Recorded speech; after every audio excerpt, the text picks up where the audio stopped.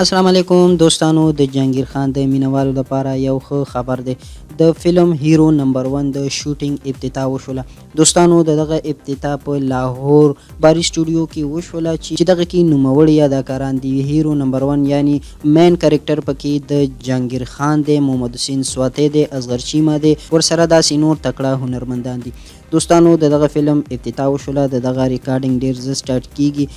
جهانگیر خان چې د دیدن فلم ریکارډینګ کمپلیټ کړي نو ورځ نیمه پس به د هیرو نمبر 1 ریکارډینګ سٹارټ کیږي.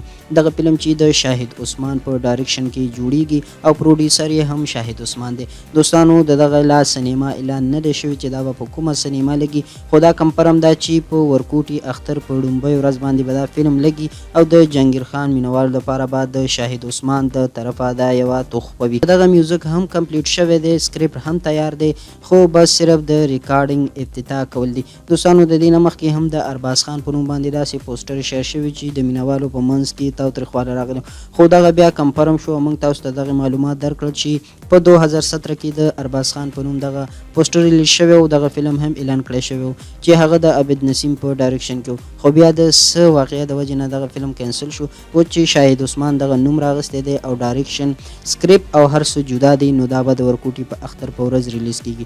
دوستانو دغه د هیرو نمبر 1 معلومات چې تل تاسو سره مو شریک کوم. امید لرم ویډیو ستاسو خوښ شوي. نو داسې ویډیوګانو لپاره زموږ چینل سبسکرایب کړئ.